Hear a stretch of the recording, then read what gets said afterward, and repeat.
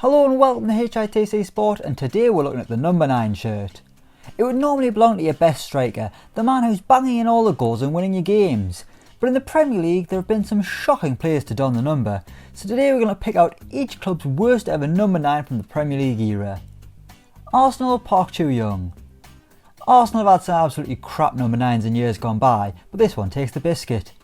Park Chu-young wore the number 9 for one season after arriving from Monaco, and he made a grand total of one Premier League appearance for the Gunners.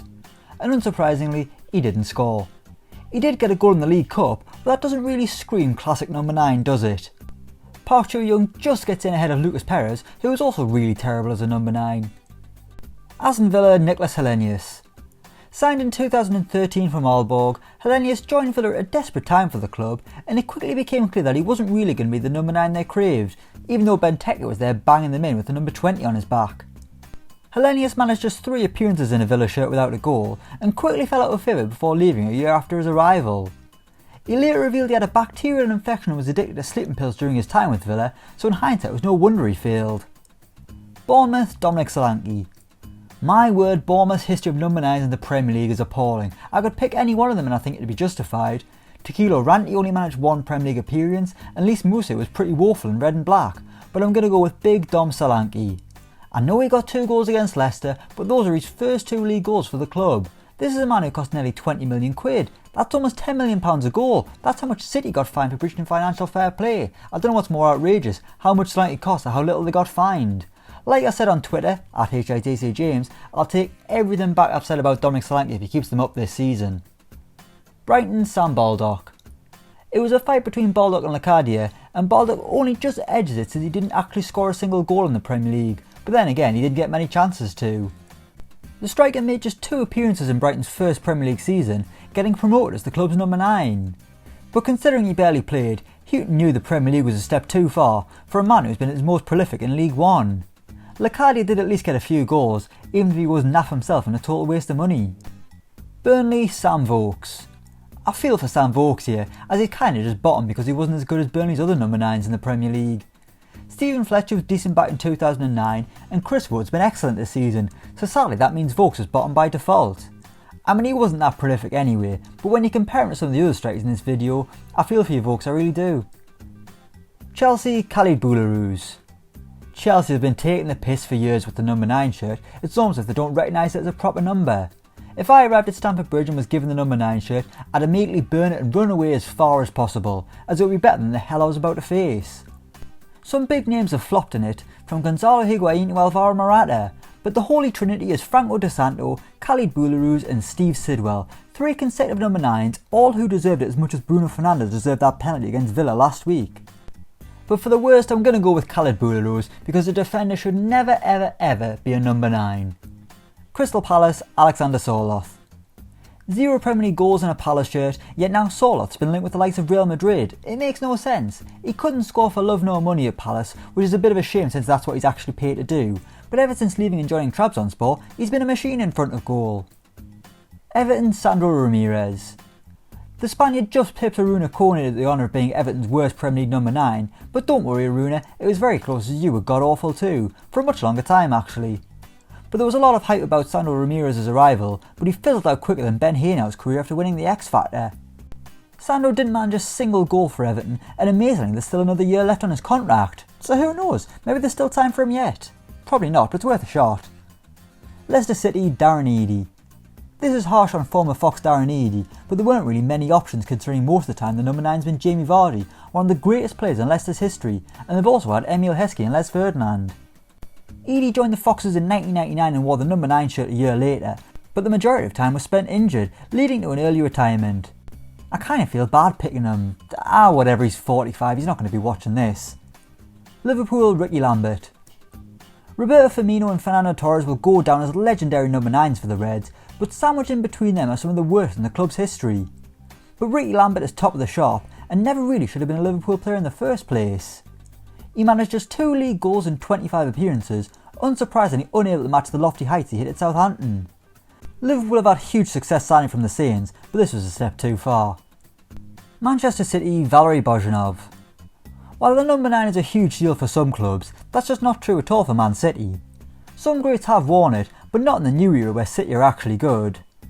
Maybe Gabriel Jesus can buck that trend, but for now we're picking VALERI BOJINOV as the worst Premier League number 9 for the club, a Bulgarian striker who joined them briefly before they came flush with cash. He didn't initially wear it, but he did in his final season, where he got 1 goal in 8 league appearances and he barely played because of injury. What a waste of time. Manchester United, Radamel Falcao. I love Radamel Falcao as a player, but my god he was awful in a Man United shirt, and they didn't even need him either, so the whole thing was just a pointless stunt just to sell some shirts and some cheap scarves. He managed 4 goals in 26 league appearances, which is slightly better than he did at Chelsea but still pretty bleak, then somehow he was able to go back to Monaco and return to being one of the best strikers in Europe.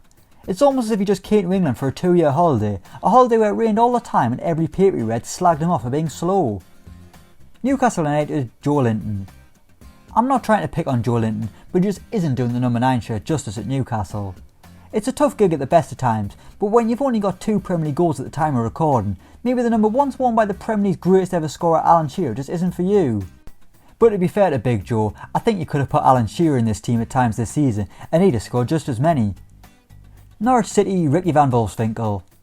This might be the last time Norwich get mentioned in one of these videos for a while, so savour it lads, really savour it.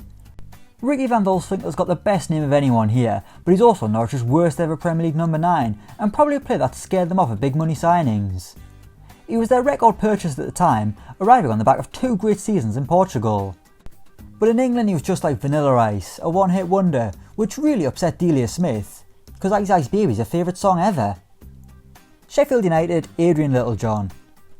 This is Sheffield United's 3rd spell in the Premier League, meaning they've only ever had 3 top flight number 9s. Ollie McBurney's doing quite well this season, while Rob Hull's got 8 goals in 29 games back in 2007. Their only other number 9 was a man called Adrian Littlejohn, not to be confused with rapper Lil Jon, who wore the shirt in 1993 when the Premier League first introduced squad numbers. He got 3 goals in 19 appearances, so sadly for him that means he's bottom of the pile. Southampton, Guido Carrillo. £19 million and he didn't score a single goal. It's as simple as that. The whole transfer was stupid. He'd never been prolific in his career, so why splash out £19 million on a man who isn't going to score the goals you need? It would be like getting a new paint job for your car that hasn't started in 5 years. Carrillo was due back at Southampton this summer, but fortunately he's lost his number 9 shirt to Danny Ings, who knows exactly where the back of the net is. Tottenham Hotspur, Vincent Janssen. The Dutch striker cost Tottenham £17 million, drafted in as a backup for Harry Kane, and for that £17 million they got 6 goals, 4 of which were penalties, countless tumbles to the ground and an eternal look of disbelief etched on Daniel Levy's face, vowing never to spend so much money ever again. As for Janssen, he's now playing his football in Mexico, once again wearing the number 9 shirt and hoping he never bumps into a Spurs fan ever again. Watford, Marlon King. Watford haven't had many number 9s due to limited time spent in the Premier League, and most of the time it's been Troy Deeney, and he's a modern day Hornets legend. Their worst ever Premier League number 9 is Marlon King, who, as you can tell from his lengthy incidents and legal cases section on his Wikipedia page, isn't a very nice bloke at all. Let's move on. West Ham United, Davor Suker. Picking a worst number 9 for West Ham's pretty hard, as they've all been pretty average other than Defoe, with no one sticking out as being particularly bad.